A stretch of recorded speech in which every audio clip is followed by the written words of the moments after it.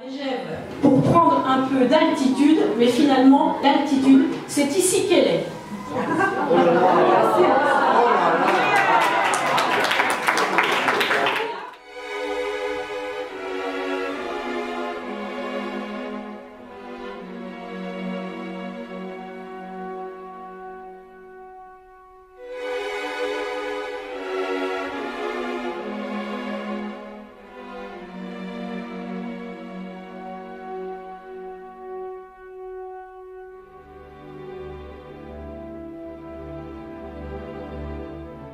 Jean aimait les plaisirs de la société qui apporte à l'existence son raffinement, ses parfums, l'élégance des jolies femmes et comme un peu de la brutalité de la bête humaine. Mais cette société, au fond, il n'y croyait pas. C'était un agnostique social. Il savait que s'y mêlait avec beaucoup de conformisme et d'hypocrisie le talent et l'imposture, l'honnêteté et le mensonge. Surtout ce poison mortel des gens qui croient avoir réussi, la prétention, l'esprit de sérieux, l'arrogance parfois des riches, et celle tout aussi détestable des capitalistes du savoir, des pédants.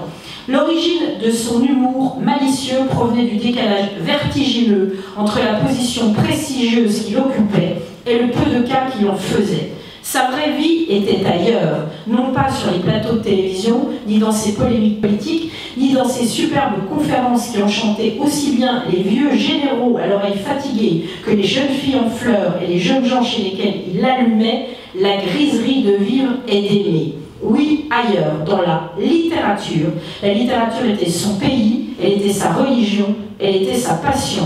Il n'a jamais vécu pour elle, il n'a jamais vécu que pour elle, par elle. Il la vivait, il la respirait en tout. Grâce à elle, il a reconstruit dans son œuvre non seulement un grand château historique et sa parentèle évanouie, mais il a reconstruit à travers tant de beaux romans sa vie selon ses rêves.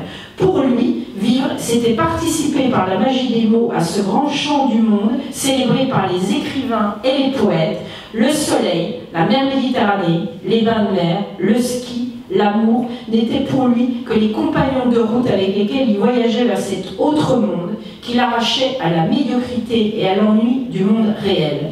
Notre amitié est née de cette intoxication réciproque.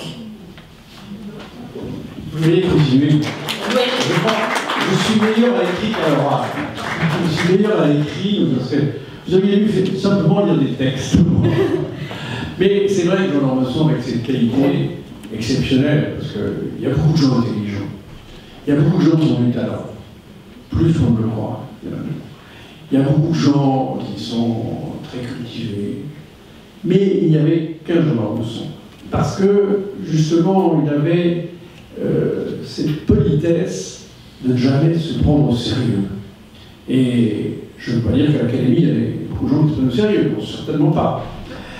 Ça a pu arriver autrefois, l'Académie ancienne, mais on le remarque très souvent, vous savez, il y a des gens, dès qu'ils ont la Légion d'honneur, dès qu'ils ont un poste de chef de service, dès qu'ils ont quelque chose, un grade, hein, subitement, on a l'impression qu'ils ne passent plus à travers les portes, on a l'impression que vraiment, ils sont nés de la crise de Jupiter, enfin, c'est terrible, c'est une grave maladie qui atteint beaucoup de gens. Et je veux dire, ça, il a complètement échappé. Il a complètement échappé, et un jour, justement, je me suis dit, est-ce qu'il ne va pas tomber dans ce travers?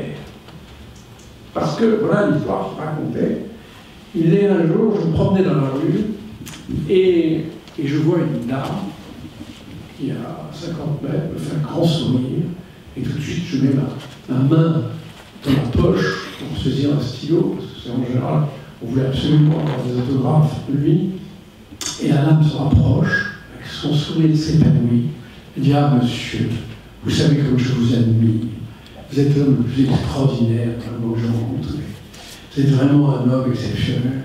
Évidemment, je suis marié, j'adore mon mari, mais si j'avais dû tromper mon mari, ça serait avec un homme comme vous. Et si mon mari, hélas, était mort, ça serait un homme comme vous, j'aurais voulu épouser. » Alors, Jean, je dis, ah, bon, c'est là. Eh bien, monsieur, j'aurais tellement une signature de vous, je peux regarder, je la mettre sur mon cœur. Alors, Jean Kilo, il a inscrit son nom, il a croix du merci infiniment, monsieur de Funès.